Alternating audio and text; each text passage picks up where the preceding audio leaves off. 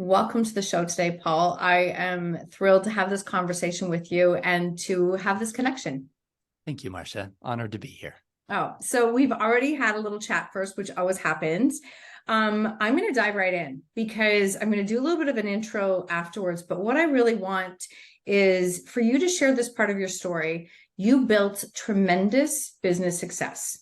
And one of the things I can share, because they're your words, I pulled them from one of your interviews, is you spent a big part of your life helping rich people get richer and build things, right?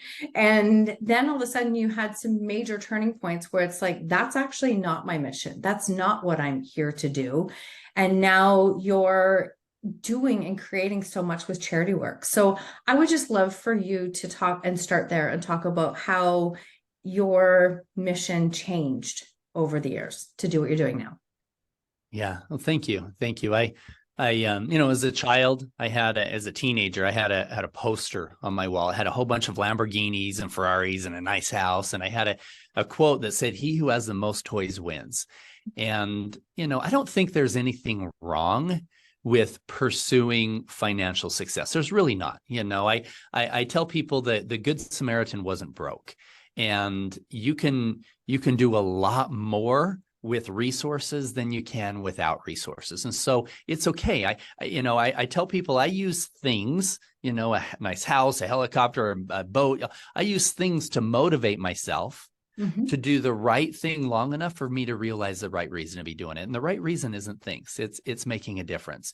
And when you get to that point, though, I still have a nice house. I still have nice cars, but I'm able to make a powerful positive impact in the lives of other people. And for me, that transition, it actually started with a conversation in my early 20s. I had a mentor, and he said, "Paul," "if you make a decision today that a large percentage, not just 2%, which the average person does, or 3 or even 5, or even some, religions teach 10% of your income," he said, "upwards of 20% of your money and 20% of your time," and that's the hard one for a lot of people, "if you can dedicate that to making a powerful, positive impact in the lives of other people, you'll be infinitely more successful." And that success is not just going to be in feeling good and, having blessings from heaven. It can be in financial success as well. You can call it karma. You can call it the universe. You can call it God. You can call it whatever you want to. There's a higher power very interested in us doing good. And when I made that decision, now I was earning $2,000 a month, right? And so 20% of that given away, a big chunk, I'm keeping $1,600 a month. That was hard. But I can trace back the successes every single time in my companies to that one decision. How does somebody become a founder? I mean, a partner, let alone a founder of a $48 billion real estate fund. You're not a University of Utah dropout, right? The statistical probability of me being where I am is almost zero. The only way that I can understand it is the fact that I made that conscious decision to donate a large percentage of my time and my money to making a difference in the lives of others. So I was always charitable from that time moving forward. But I told people, I'm not that charitable. I just need help running my companies, and God does a better job, right? I would joke about that because it was that karma coming back that was really a big determining factor. But so it was still a little bit selfish. I was like, yeah, I'll give it away so I can get it back. And a lot of the charity organizations that I was a part of they're kind of networking groups for guys with money. They really were. As I was building the fund and I knew I couldn't put a big poster out that saying I was paying a 20% return in the fund, I had to figure out how to get myself in the same room as ultra wealthy people so I could build relationships with them, so I could convince them to put money in my fund. That's where I was. And a lot of those ultra wealthy guys were at charity events. I was buying out tables and meeting them. So in a way, yes, I was making a difference. Yes, it felt really beautifully fulfilling, but there was a degree of selfishness that was tied to it because I was getting so much back from it. And there's nothing really wrong with that. But the real transition happened when I got involved in the child rescue work, and we can go into deeper on that. Absolutely. Thank you for sharing and for clarifying. Yes, there's absolutely nothing wrong at all with like generating and the success and wealth that you did. I just think your story is very unique in the sense that you went from this extreme to doing what you're doing, but you were able, like you're right, we need resources in order to make change and to make a difference. It also sounds like maybe some of those early networking things that you were part of, were you building skills so that you could have, like, really looking back, going the conversations you were able to have with people, which led you into doing the work that you ended up doing? 100%. 100%. That's where it all came from. In fact, the attorney general in Utah, Sean, was a good friend primarily because I was taking him to a lot of these ultra high net worth events and stuff as I was introducing him to people when he was running for office, and we really catalyzed our relationship in that, in bringing him into those. And your relationships with good people that are successful are super important. I remember years ago, I got a call from a guy who had done a bunch of training for one of my companies, and he had done training for a bunch of big Fortune 500 companies, et cetera. And he called me up and he said, "Paul," he said, I have a group of guys. We're going to be climbing. You want to climb Kilimanjaro in Africa?"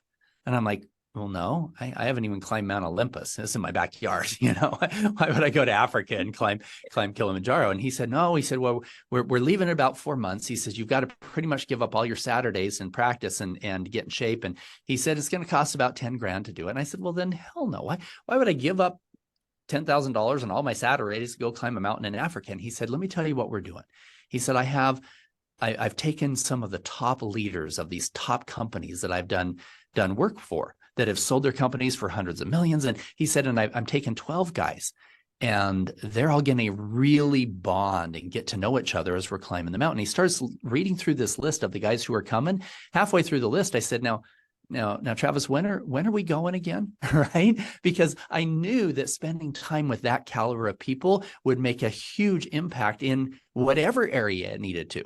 And those relationships indeed turned into something beautiful in terms of some of the partners I brought on early within the fund, et cetera. And so getting around those people, I tell people in success seminars, I tell them your income and your lifestyle 5 years from now will be the average of the 5 people you spend the most time with.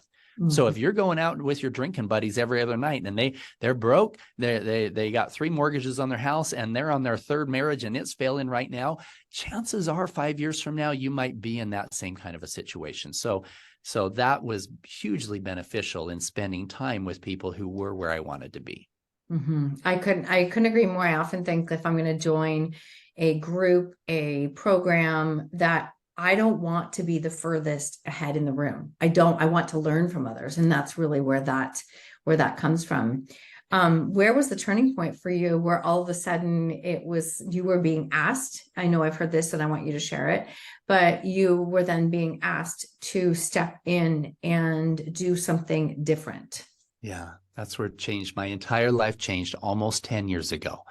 The movie, The Sound of Freedom, my character is Pablo in the movie, and the Homeland Security agent was trying to figure out how he's going to, in the movie, is trying to figure out how he's going to quit his job and fund this rescue mission. And more important than that, he needed somebody who could physically be there and be face to face with these traffickers and pretend like he was interested in funding this child brothel sex resort thing that they were putting together. And so that happened in real life.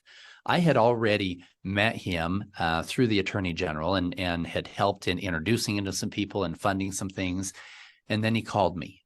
He was in Cartagena, and we thought that there was about 20 children there. And he called me and he said, "Paul, I'm in Cartagena, Colombia. There's not just 20 children being sold, being trafficked here." He said, "I believe there's more than 50. And we've identified some other traffickers here that we're trying to get in with them."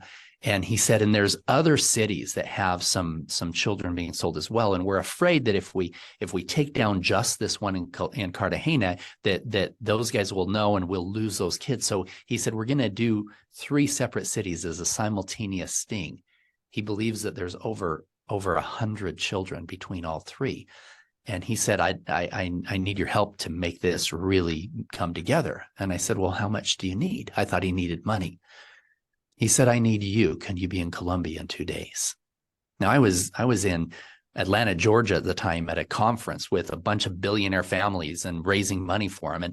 And I said, well, okay, why do you need me? He said, well, I have to have somebody who can effectively negotiate this multi-million-dollar real estate deal with the traffickers. He said the head one has got like 14 children he's selling. He's got connections with these others, and we need to get him to call all of them and get them to bring all their children to the same place at the same time so that we can rescue them all.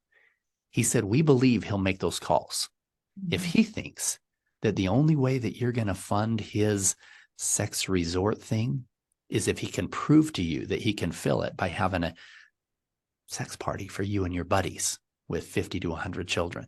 He said, you need come down dressed as a wealthy businessman who wants to invest millions of dollars in something. Well, I was wearing a $5,000 suit, right? I had $1,000 cufflinks on my thing at the time when I'm like, well, I got the outfit right here.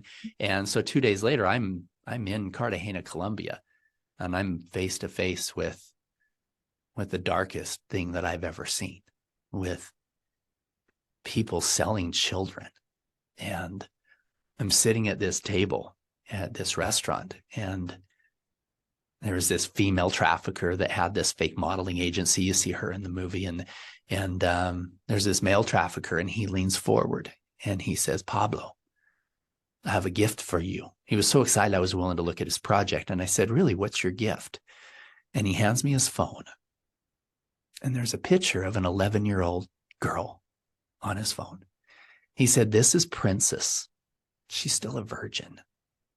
We just took delivery of some, and she's my gift for your party. And he starts going down this dark road talking about what I could do to this child.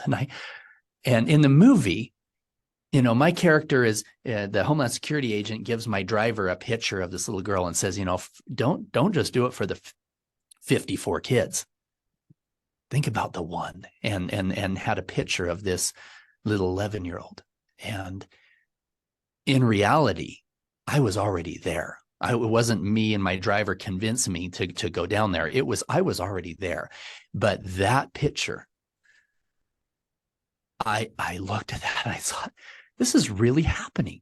And it catalyzed my commitment to participate in helping to fund or whatever they needed to find that child and get her back. And the real defining moment for me was 2 weeks later. In the movie, we brought in multiple rescue missions, and so she wasn't there on the island. In reality, that child that he showed me on that phone, she was there, the one they called Princess. And she was there. They brought her to the island, and they brought her out. We had 54 kids, and they were in a separate part of the house, and we were sitting out negotiating with these traffickers. And one of them gets up and he said, Pablo, I have to go show you the gifts. And he goes in the house, and we could hear crying.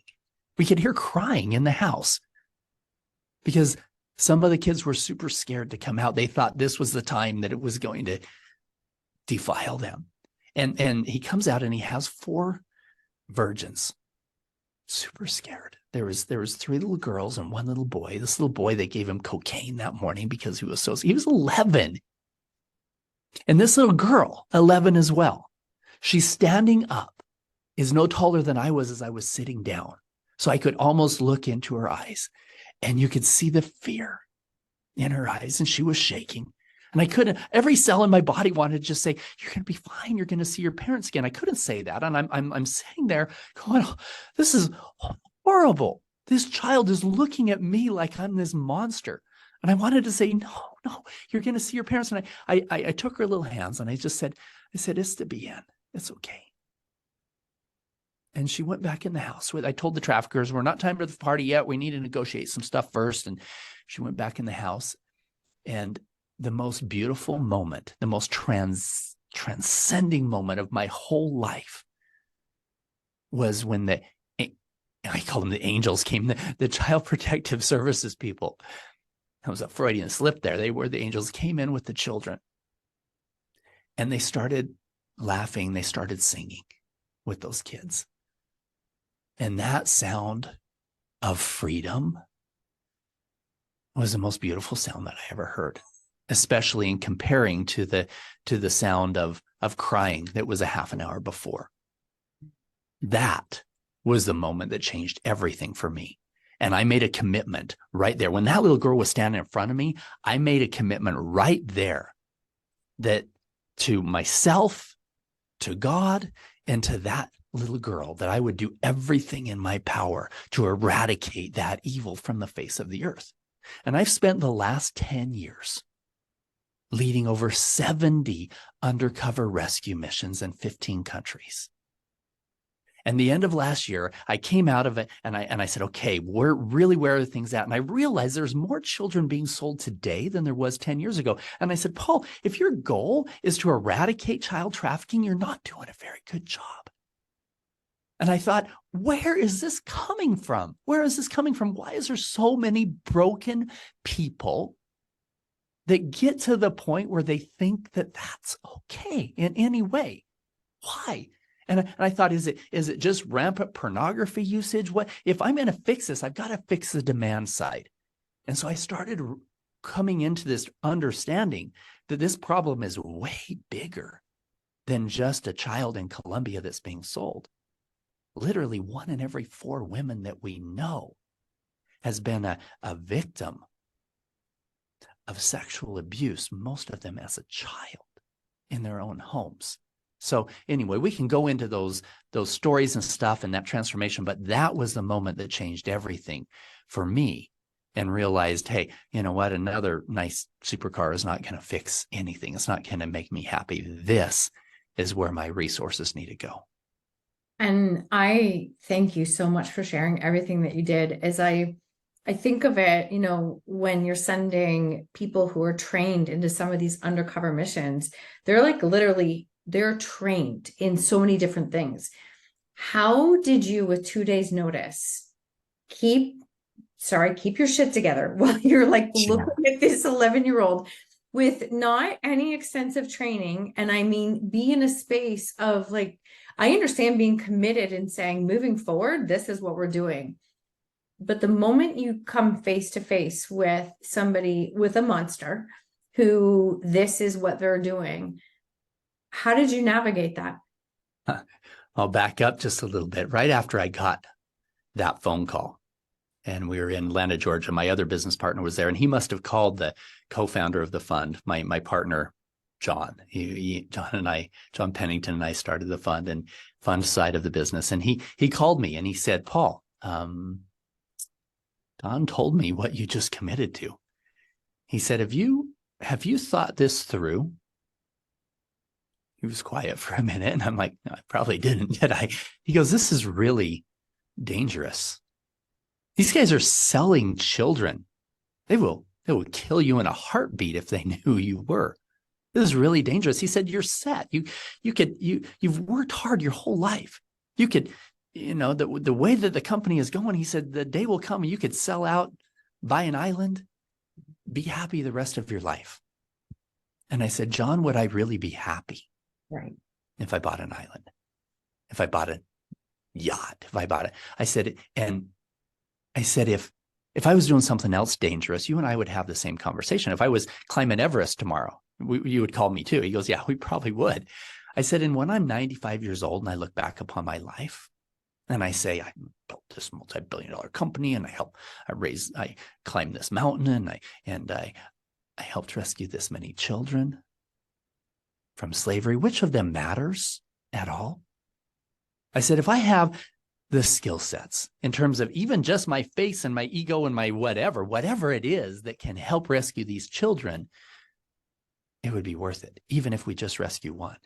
And I said, if that was my child, if that was my 11-year-old that was down there, I would give every penny I have to destroy the organization that took her. I would be willing to take a bullet, if necessary, to pull her out of hell. I said, and just because the parents of those kids don't know where they are, don't have the resources we do, doesn't mean that they love them any less. And he was right. He's like, Paul, you're right. You need to go. And so I was there. Now, from a background standpoint, I have had some training, You know, I'm really good with weapons training. I've had a lot of hand-to-hand combat stuff, some Krav Maga, things like that. But more importantly, there was some good security that was there. In fact, right behind me, and this is that moment that he showed me that picture. Standing behind me was a Navy SEAL, big guy, and he was my real bodyguard, and he was my show bodyguard. These guys had to think that I was in town, you know, with this rich guy with my show bodyguards as well, right?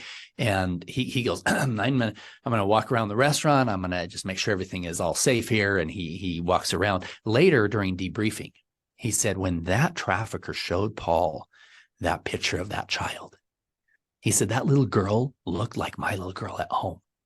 He said, I almost unholstered my weapon and shot him right there. He said, but I realized that if that happened, that we'd lose all those other kids. And so, yeah, it is hard. That was super hard. In fact, when he showed me the phone, I got mad, like for real mad, because I said, well, you have to bring those. I said, you have more virgins? Because he said something made me realize he had more than her. And he goes, yeah, I got 3 or 4 more. I said, you have to bring those to the party. I'm very interested in them coming to the party. We had to get them out. And he goes, oh no, he said, they're too expensive. I said, they're too expensive. What do you mean? I'm paying $25,000 for this party. I'm paying $500 per child for 50 children just for 2 hours in the afternoon with him. He says, Jefe, was just boss in Spanish. He goes, Jefe, you already paid $25,000. You want to F those other virgins. It can cost you extra $2,000, maybe $5,000 for that little one. It's going to cost you maybe $10,000 more. I was legitimately mad. I'm in my nice suit. I've got a $50,000 watch on. I'm like, put my hands on my chest. I'm like, you don't think I can afford an extra $10,000? He's like, oh, no, Jefe, no. I said, I want every one of those virgins at my party. I said, they damn well better be virgins when they get there. They're not for you. They're for me and my team. You understand? He goes, oh, yeah, I understand, the stupid smile on his face. That was hard.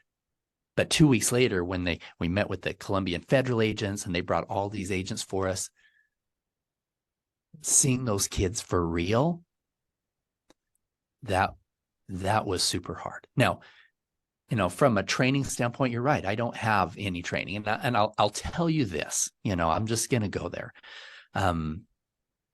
Years later, I had done 30 plus missions, and a well-known influencer was there and saw one of these rescue missions, and saw he had seen me infiltrate some of the top trafficking rings in that country.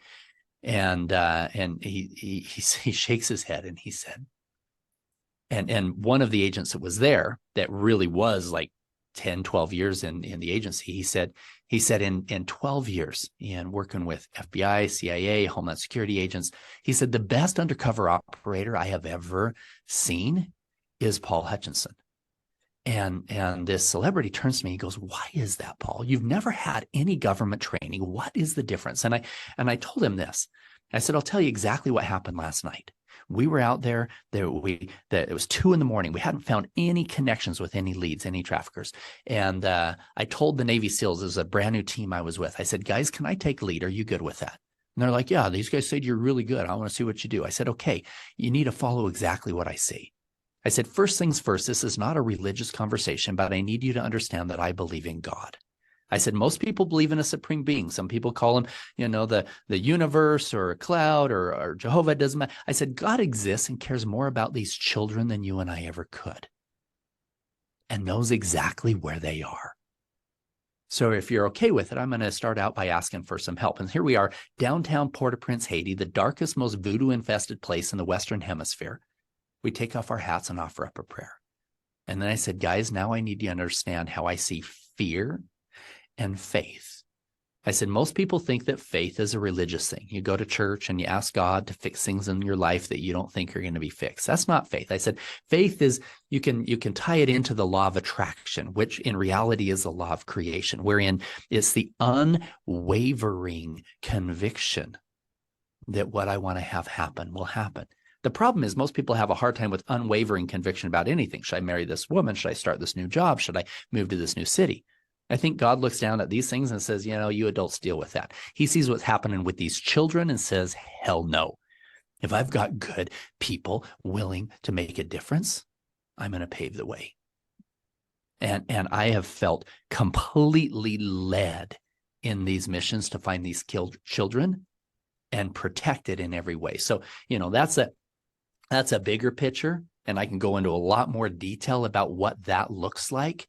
But I believe that there's a higher purpose, not only to rescuing the children, but in truly figuring out ways to liberate all of humanity from these chains that are holding us down, that are leading us down these paths that end up with the rape of a child and other horrible things that are in our communities. Thank you for everything that you shared there. And I think there's something that, maybe it wasn't government training, but it was you were divinely in the space to be the person, to be involved in this mission for so many years. And I do believe, I fully believe that we're always walking through experiences that are only making our unique gifts even stronger. They are helping us become more of what we're capable of becoming and what we are capable of doing. I have walked through very different things, but I feel how you're describing faith so much, because I've always felt that this was meant for us. We're meant to do something with this, and that piece of it, and not everybody understands that. That this is a piece, people are not meant to understand your definition of faith. That is not, that's not for them to understand. But if you have that conviction, that unwavering belief, I believe that everything you walked through set you up to be the divine, perfect person to be involved in this mission. I felt that so many times, Marsha.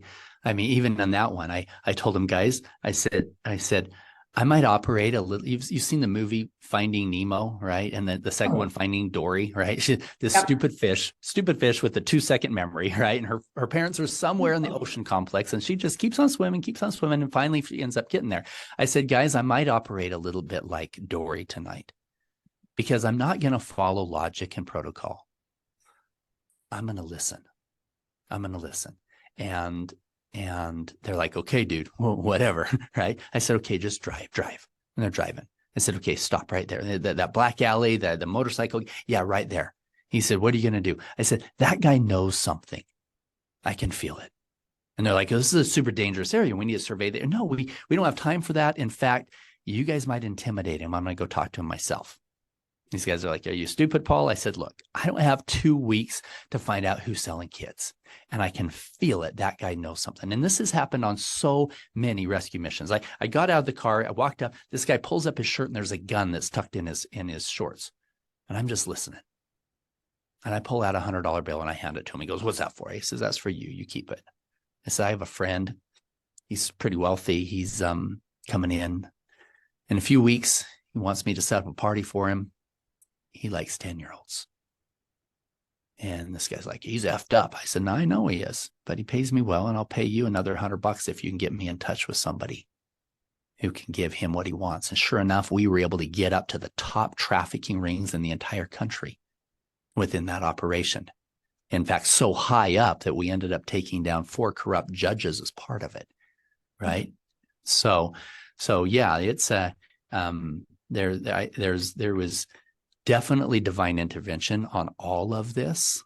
And I feel that even today in what we're doing on a bigger scale, and figuring out how to stop the demand side, how to help people heal before they ever pass trauma on to others. How do we help people break free of their addictions that are leading them down dark roads? These are all things that yes, I've seen the darkest depravity of human nature, but I believe even now that was for a purpose, so that I could use my voice and my heart and my experiences to help people transform their lives, to be better parents, to raise better children, so that we never, ever have any percentage of our population who goes down that super dark road. which ends up in the abuse of a child. And that was one of the questions I was going to ask you. And I love how you tied this in, because there's a lot of factors that lead to what you're looking at this point. And when people get to this point, I've actually, in the last probably 3 months, I've interviewed 3 different survivors of trafficking. What you would consider, I'm just going to say, you would consider like white collar, white women, very well off. Their husbands were actually trafficking them. And the one in particular, she said, I feel so stupid because I didn't know and I didn't understand. And those were her words. This is not paraphrasing. And the other one is one who was like writing and sharing her stories. So she's still not even using her name. Like it was a complete incognito interview. I've never had one like that before. And then I just interviewed somebody last week who said she was trafficked on 3 different occasions. And with the third person and she grew up with a horrific childhood, like an absolutely horrific childhood. And with the third person that she ended up being trafficked by, it was somebody she had connected with online. They were in a different country and they were a police officer in a different country. And she said, I spent 7 years getting to know them. And then we had built this relationship. And I went over and it took him like 48 hours to traffic me out. And as soon as I went, oh my gosh, how stupid am I that I got into this position again? She navigated her way out and incredibly brave, strong person. But this ties to what you're talking about in the sense that we have people who are, experiencing horrific experiences, and then they go on to be the traffickers. We have people who have been trafficked and then find themselves in the exact same situation over and over, or dealing with addiction because I don't know how to even feel this. I don't want to feel this.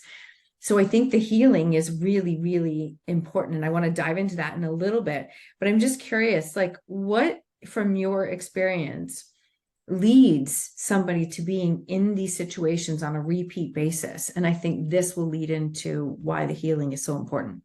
Yes. So I like to think of this whole thing, not only the perpetrators, but even the victims of a chain, and the very end of that chain is, the trafficking of a woman or the trafficking of a child or the rape of a child, et cetera.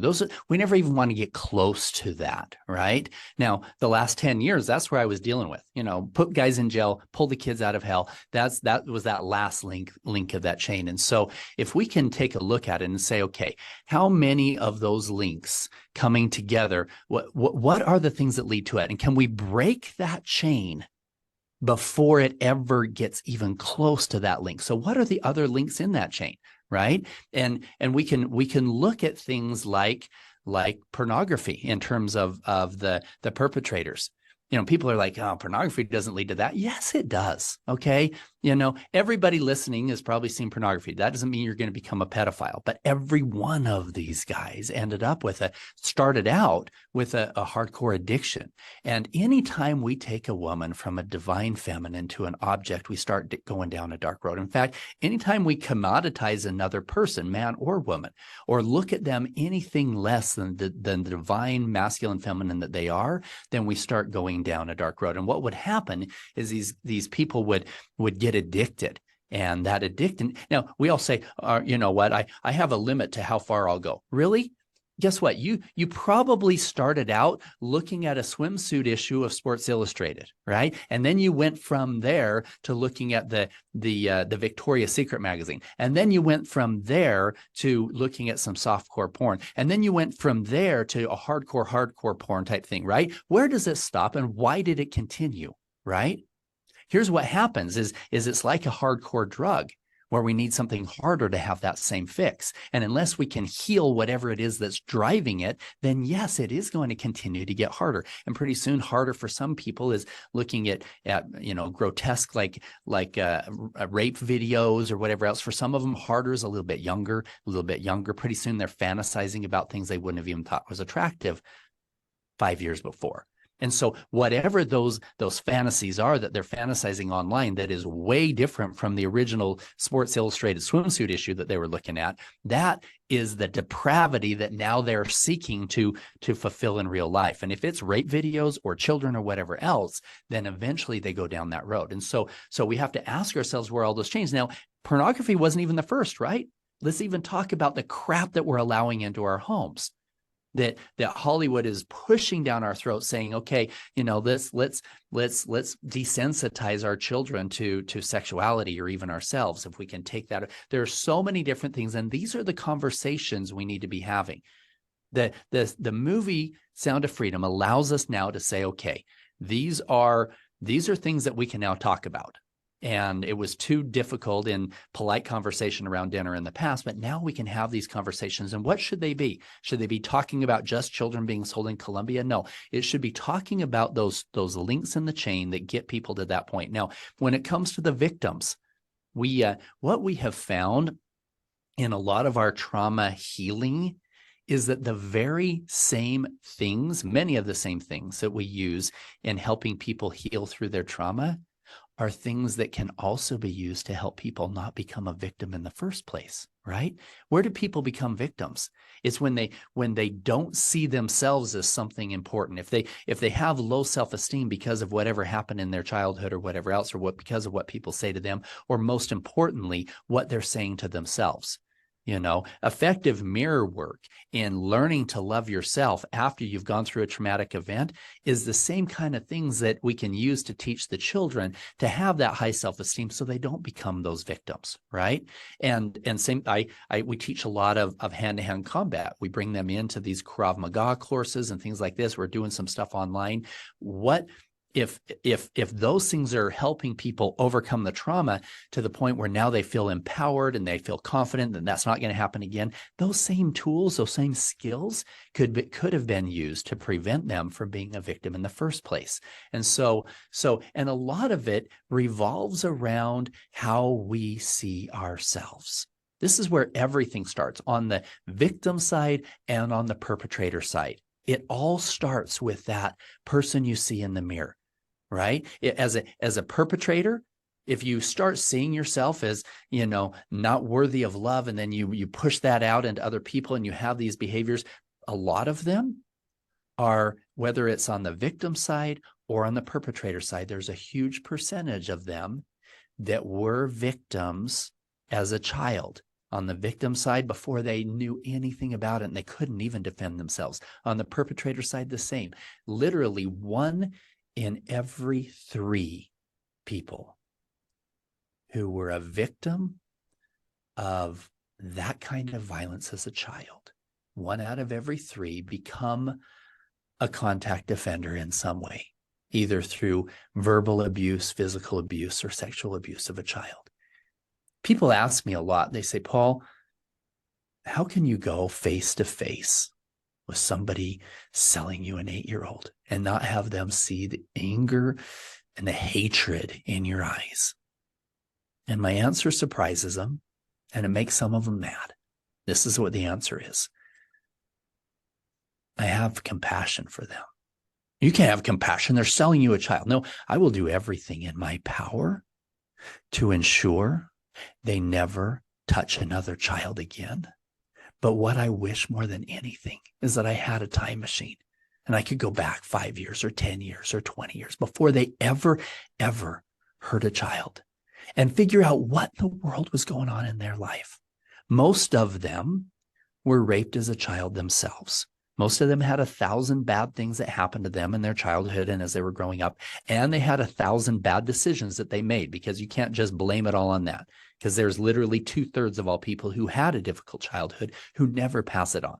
So that's no justification. But what if we could take those people and help them heal? Now, we don't have a time machine, but what we do have is hundreds of millions of people who have dealt with that kind of trauma as children, that if they don't get the help that they need, that trauma will be passed on. What if we could help them in their adolescent years, in their 20s, before they ever even have kids of their own, and get them that help to release that not define themselves by the person that did something to them as a child, or even the bad decisions they made of their past, not define themselves by that. Step into a new light of healing. I believe that that will rescue millions of children. I could not agree more. And I love how you've shared that, because you talk a lot about our worthiness, our self-worth, how we see ourselves. Like, it really does play a factor in everything that we're doing, what we say yes and no to, how we show up, how we carry ourselves, how we treat others, because really how we see ourselves, if there's a lot of anger and disgust and very low feelings of self-worth, it's very tough to turn around and treat others well, because it just comes from us. Every single thing we do, how we show up, comes from us. And something that I heard you say that spoke actually even more deeply to me than I wasn't expecting it, and I loved it, is this piece on compassion, and how we can't have compassion and judgment don't go together. And so many people, I have been in the experience of having tremendous judgment and criticism. And so I know what judgment feels like. And I would like to say I never judge anybody, but I'm also not a liar either. But I catch it and I catch it. And I have one phrase, and the phrase is that I'm not walking in their shoes. And if I'm not walking in their shoes, I have no business saying what I would or would not do, because if I'm not walking in their shoes, I don't know. And so I've heard you share, and I would just love for you to share a piece of this part about compassion, because it goes all the way through. We don't know what somebody would do, and how sometimes they are giving up one of their kids because they're trying to feed the others. I'm not justifying. It's just facts. So there's a piece on compassion that I love that you share that I think is incredibly important. Here's what I've realized, Marcia. I've come to an understanding that and this goes right in line with what you said about walking in their shoes. I've come to a clear understanding in my life that if I am ever judging another human being, whether it's for selling me an 8-year-old or cutting me off on the freeway, if I'm ever judging another human being, there is a 100% chance that I don't have enough information to make that judgment, right? I don't know if that guy cutting me off on the freeway, I don't know if his daughter's just gotten an accident, she's in the hospital, and he's rushing to go get her. He might just be an a-hole. I don't know, right? But I can't judge him because I don't know. Right? I don't know if that person that's selling me a child, if he was raped as a child or what. I mean, there's 1,000 bad things that probably happened to them. It doesn't justify them hurting another person. Okay. And it's important to understand that you can put somebody in prison from a place of compassion. It doesn't have to be from a place of anger and hatred. You can do so from a place of compassion for protecting the victims, past and future, and a compassion for the perpetrator as well, to ensure that they are in a place, a safe space to work out their own salvation, to work out their own issues, whatever it is that they need to work through, so that they don't end up going down even a darker road where I have to pull out a gun and shoot them in the head, right? And so bottom line is I can put parameters in place. I can create safety for victims. I can put people behind bars, and we can find those perpetrators and protect the children. We can do so from a place of compassion.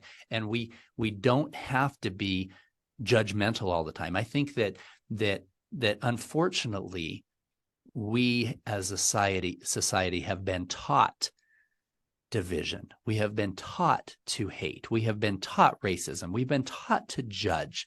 We have been taught to feel all this guilt.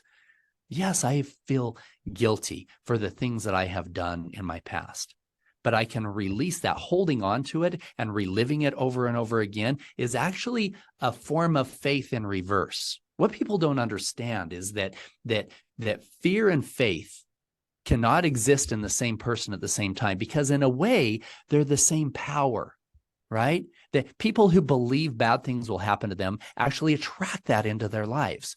people who believe that good things attract them. So rather than dwelling on your past and feeling guilty and judging yourself, instead get a clear visual image of the person you really want to be.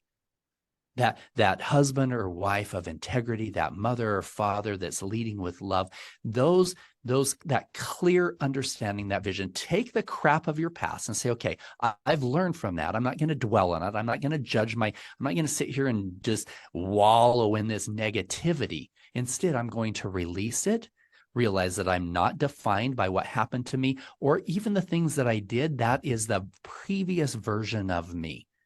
I can move into a place of light. I can heal. And I can, in doing so, I can help other people heal through their trauma at the same time. So yeah, I've realized there's a 100% chance that I don't have enough information to make a clear judgment. There's only one person in the universe that has all of the facts, and that ain't me. Mm-hmm. Yeah, no, I think that they so well go together. And I think you even was there a time where people were sitting in the space of judgment of you speaking to some of these prostitutes or speaking to, and you were like touching hands and people saying like, oh my gosh, that's awful. How can you do that?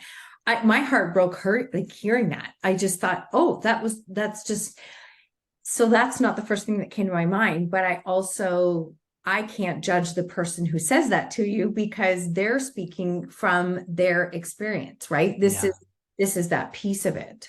Yeah. I mean, I can understand that even those girls that were judging me for dancing with those prostitutes, right?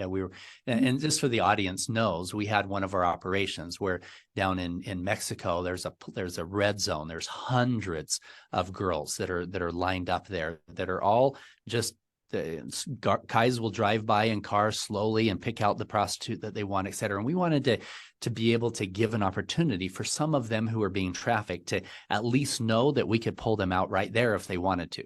And we also wanted to give them an opportunity to have an enjoyable evening. So we brought in a mariachi band and a bunch of tables and some food and invited these girls to come and sit down. And we were dancing with them. And, and at the end, some of the other girls that were there that were part of the foundation were saying, you touched some of those prostitutes' hands while you were dancing. That is the grossest. And I can understand, yeah, their hands were probably in some pretty questionable places over the period of the night, but I can wash my hands and I don't have to put them in my mouth and catch disease and whatever. But it was the energy towards that judgment. But at the same time, you're right. I can't even judge the girls who were judging me and judging those girls because you don't know where they're coming from. Maybe one of them ended up with syphilis of the mouth because she put her hand. I don't know. I can make up crazy things, but I don't know. I don't know where they were coming from. All I can do is just love them for where they are. Love the people, girls who are trafficked for where they are. Even if it was their decision to be in that place, I can't judge them. I can simply give them opportunities to step into a place of healing if that's what they choose. Yeah, I think that we're in a space, obviously what we're talking about is a very heavy topic. It's a big topic. I think this piece on how can we judge less is like universal. It's just universal for every single topic that we are speaking about. One thing I want to ask is for somebody who, like, lots of people have seen the movie, The Sound of Freedom. And I love this piece that, I was actually speaking to family and I was saying how I was getting the opportunity to interview you. And they're like, what movie is that? Was that advertised on? I didn't see that on, and I'm just laughing and I know you're laughing. Like, I didn't see that, but I saw Barbie advertised like a bazillion times, etc. So I think that that's one piece of it, but here was a beautiful part about social media. Like social media gave that movie exposure and really helped, that's the beautiful side of social media that I love to see, because it never showed up on my TV as an advertisement, but I certainly saw it everywhere. And so I just want to talk a little bit about that part of, bringing that movie to life. And has it surpassed, I think I know the answer, but has it surpassed what you expected it to do? Well, actually, you'll be surprised at the answer. Okay. The reason why we did the movie was to create a movement. I'm actually not surprised. I'm grateful, super grateful, because I believe that that all the angels of the universe wanted us to have these conversations, and there's whatever is needed to eradicate child trafficking. So, in the beginning, I'm the primary investor in the film, and for you who have seen it, my role is Pablo. I'm the one that halfway through, the Homeland Security agent's like, okay, if we could convince Pablo to help fund this and rescue and be there. And so that was super special to be a part of that. And when we realized that story and others, we took 8 different rescue stories and put them together in this. In fact, in reality, there's hundreds of unsung heroes that we depicted in only a few characters in this film as well. That the jungle scene, that didn't happen in Colombia. It wasn't after that little girl. It was a little boy. It was a completely different team, but all those things really happened, right? And so we want to give a shout out for all of the beautiful unsung heroes that were a part of those rescue missions. But in terms of bringing this message to the world, we realized that the only way to do so was to the people, by the people. It was cut off on all fronts by big media, big Hollywood, the guys who wanted to dictate what your family gets to pay attention to and what narrative they want to push. That was right from the very beginning. It was 9 years ago when we first went into Sony and Lionsgate and Paramount, and some of them were interested in the story, but they wanted full control. They wanted the ability to, put me and the Homeland Security agent in a gay sex scene in the middle of the movie if that's what they wanted to do. Well, you know what? That didn't happen, right? And they could have changed the storyline whatever they wanted, and they could have tabled it for 20 years, never put it out. So we decided, okay, we have to do it ourselves. I was the first money in. I paid for all of the script and the build out, et cetera. Then we brought in some other families to help.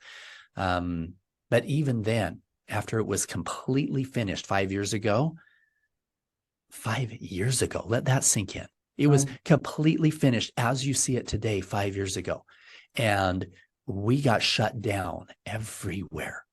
I mean, the network that brought us Cuties, a bunch of 10-year-olds dancing like strippers, turned us down to put on their network, right? I mean, this is the kind of crap that we're being fed. And so it's super beautiful to see this movement of good people getting behind this movie and saying, you know what, I need to take my friends. I need to buy out a theater. I need to pay it forward with more tickets because this message needs to be heard. Now, the challenge that I have right now is the majority of people who watch the film were following a lot of their right-wing stuff. This is not a political thing. This is as important for the center, for the left, for the right, for all of us. It doesn't matter. These children are not political. And this is something that we need to understand. All of us can come together on this one point. Children are not for sale. One of the best lines of the movie, and it just really hits in the sense. And thank you for sharing this piece on, it not being political, something that I struggle with. And it's not just because of this movie, but just in general. Sometimes the level of corruption, it just eats me alive when I see stuff. Like it's not even that it upsets me, it makes me furious. And I see it on so many levels. And it's easy to go down that path of anger because we all know then nothing is going to change. We can't go that way. But we've shared so many different stats and things that you've done. This is not a problem that is just in third world countries. And I really think this is important. This is not a scare tactic. This is just facts. And I think it's important that we talk about it because this is something that is happening in our countries. Yeah. It actually is. So if there's something you can share on that without going down a whole dark hole for you. Absolutely.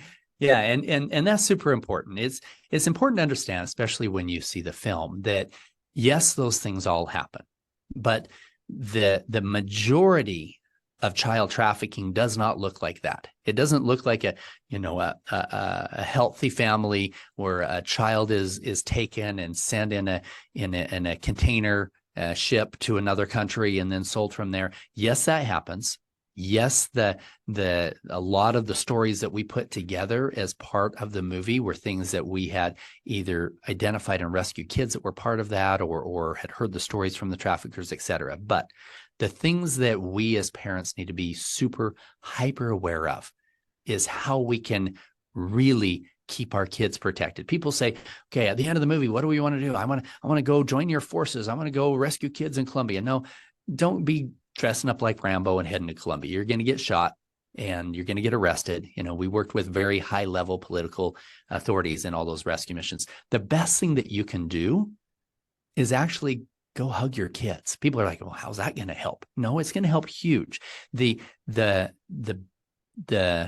biggest demographic of children who are actually taken and sold for sex come from a broken foster program or runaways or broken homes. Those are the ones most at risk. Now, the ones who are being groomed that are still living in their own homes, they're the ones that are walking to school with no friends and low self-esteem, and they're the perfect victim for these traffickers to identify. And you need to have a relationship with your children. Now, statistically, there are hundreds of thousands of children in the United States being sold for sex today. Average age is 12 years old of the children that are brought into it for the first time. It's scary, it's sick, it's wrong, and it's happening everywhere. But you need to have a relationship with your children that is such where your child can come to you and say, hey, you know what, Mom, Dad, I don't feel comfortable when you make me hug Uncle Harry. It just feels weird. Or I don't feel comfortable when I go to my friend's house because her brother, he always touches me on my butt. Or, the babysitter, she's been showing us some pornography and she tells us that we should trust her more than you. Those are conversations you need to have the relationship with your children so they feel super comfortable in coming to you with those things. Because those are all grooming behaviors, and it happens everywhere. You'd be amazed at how many of the children, not just here in the US, but even the ones that we rescued abroad, how many of those children slept in their own beds at night, where they were being trafficked by their babysitter. They were being trafficked by their uncle. They were being trafficked by their own parents. More than 50% of the children that we rescued in Southeast Asia and areas around Thailand were sold by their own families. And in that situation, you can't take them and put them back into that same family. Now, understand, you can't just, everybody's judging now. Oh, I don't sell my kids. Guess what? Guess if you had 5 kids and they were starving to death, and from a cultural standpoint, you could think, okay, you know what? If we sell this one, then I can feed the rest. And you tell this 12-year-old, hey, you know what? Hopefully some rich German will fall in love with you at the brothel, whatever. Okay, I'm not going to judge them, but I'm definitely not going to return that child to a place where she could be sold again, right? And so these are all things that we can have discussions as parents, but it's super important to understand that, yes, it happens in our own families, in our own backyards. You walk out in your front porch, you look left, you look right. 1 in every 4 of those homes is a dangerous place for children. So hug your kids, keep them safe, and let's change whatever it is that are the links in that chain that are leading to the abuse of a child. Hug your children, have the conversations, and as parents, if you can work on what traumas you have not resolved and help yourself to heal, then you can continue to open up those conversations with your kids. So I think that's another piece too, right? There's an interesting conversation happening where people are like, oh, we're blaming everything on childhood trauma now. And it's like, no, it's not. most of us didn't grow up with the open conversation and communication that we could talk about these things. I openly share. I wrote it in my book. I went through a pretty horrific experience at 12 years old. And that was a really difficult time because we didn't talk about things. I don't fault my parents. I don't fault anybody with it. It was not open to have communication.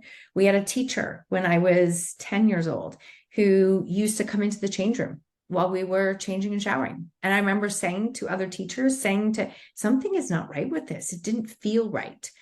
But it was very much like, oh, he's a nice man. It's fine. Like fast forward 8 years after that, and he had been arrested on multiple charges. So the reason I say that is because there's so many adults walking around. Maybe they haven't been trafficked, but maybe they have experienced.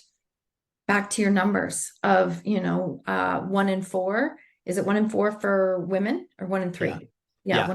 Well, there's numbers are all over the place. Most statistics I've found will say that about 40% of all women have been sexually abused at some time in their life, and about 1 in 4, it was under the age of 18 years old. I believe those numbers are higher because the average age of somebody speaking about their child sexual abuse, the average age is 52 years old. That's my age. I've got grandkids, right? And I've raised my kids. I built my companies. If somebody's dealing with that kind of trauma for the majority of their adult life, what areas has it come out in anger issues and impatience or in verbal abuse or physical abuse, et cetera, in dealing with that kind of thing? So yeah, there's a super high number. With men, it's 1 in 5, about 20% of all men statistically at some time in their life have been a victim.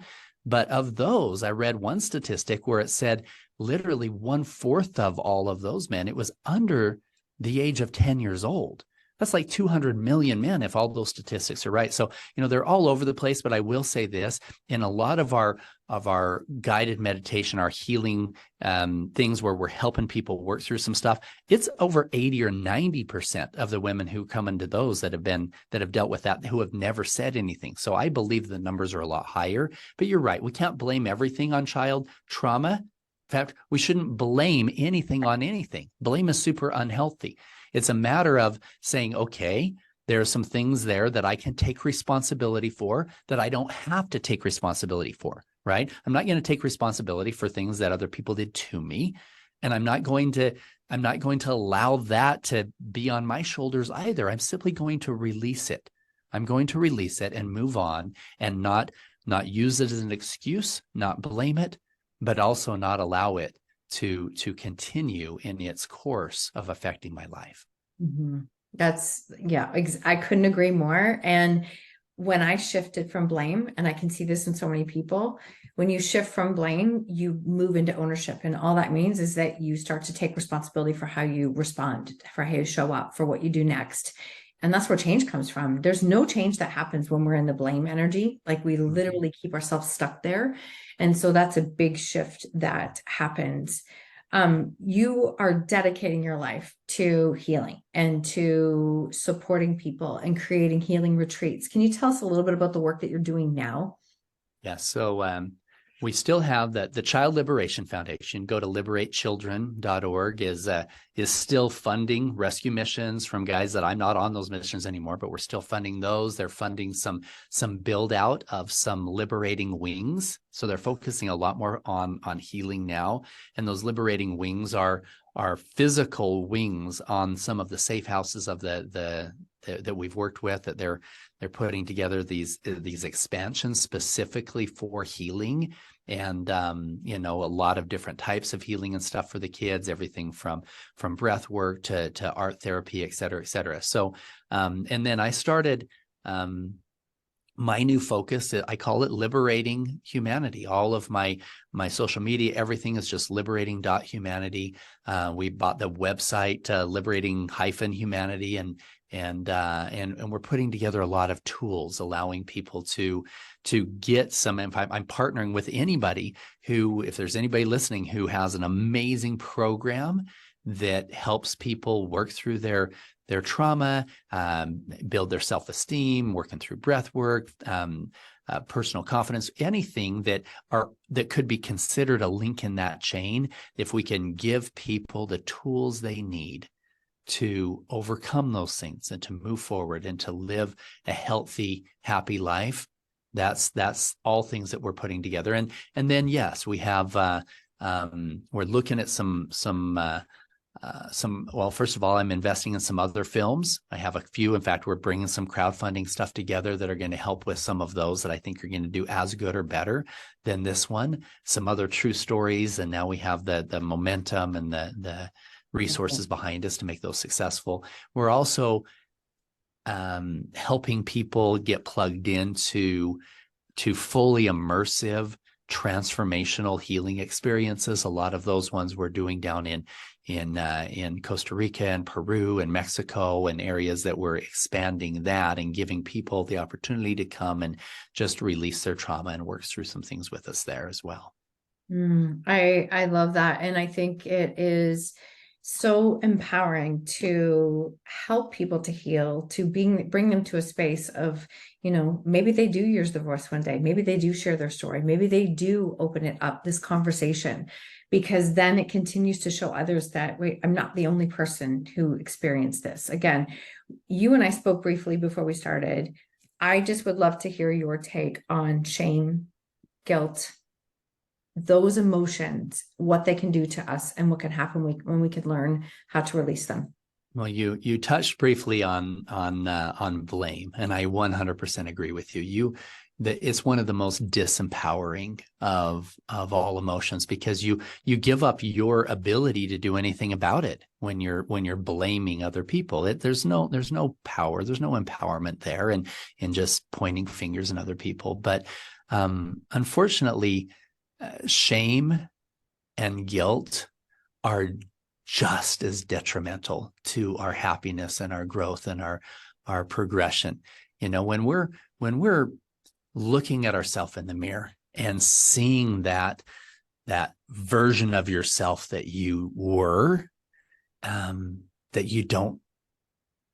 you're not that person anymore, holding on to that shame, holding on to those negative emotions, that super low vibration energy, prevents us from moving forward and living the life that we want. Back to that whole fear versus faith thing, and that law of attraction versus the law of creation, wherein everything that we do, everything that we say, and everything that we think is creating a world of abundance or a world of scarcity, a world of joy or a world of pain. There is so much to be said for the fact that we are all creators of our future. And if we're holding on to those chains, now I'll tell you this, when it comes to everything from addictions to shame to guilt, you can imagine these chains that are just anchored to this negative, dark past of our life.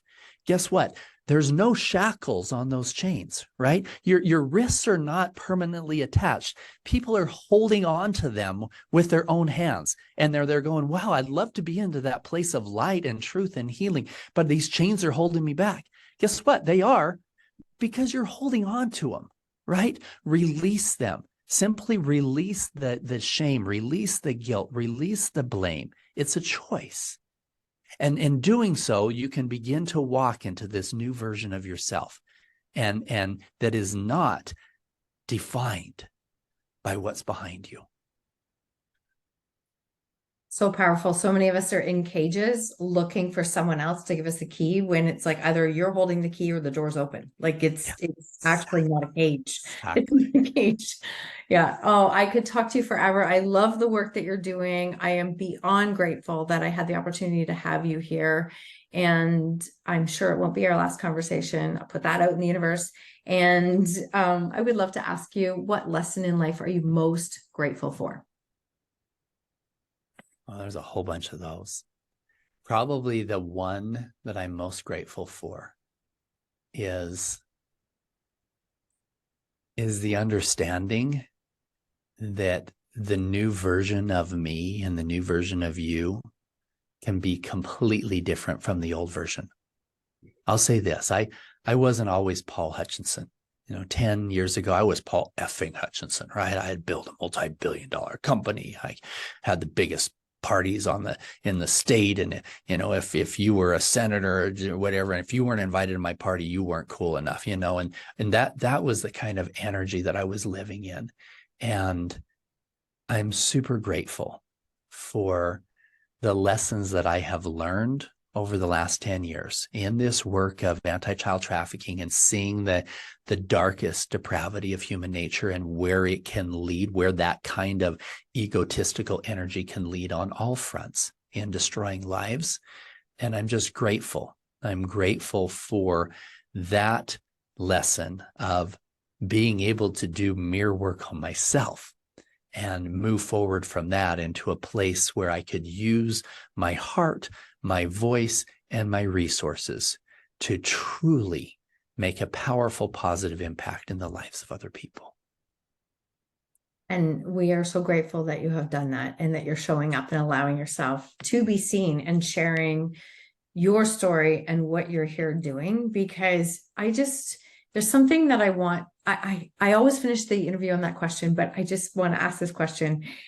If you can go back and somebody's listening to this, and maybe there was a younger version of Paul that you look back and think, like, I am such a different person now. I'm grateful for who I was. I learned so much.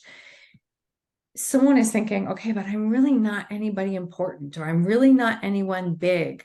Like, how can I do something so big and impactful in the world? What would you say to them?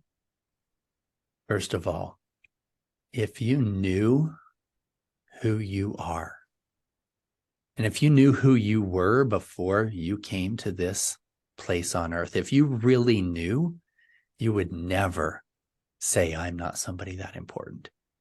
Understand that it doesn't matter. It doesn't matter what the size of your bank account is. It doesn't matter what the size of your social media following is. Those things are completely irrelevant.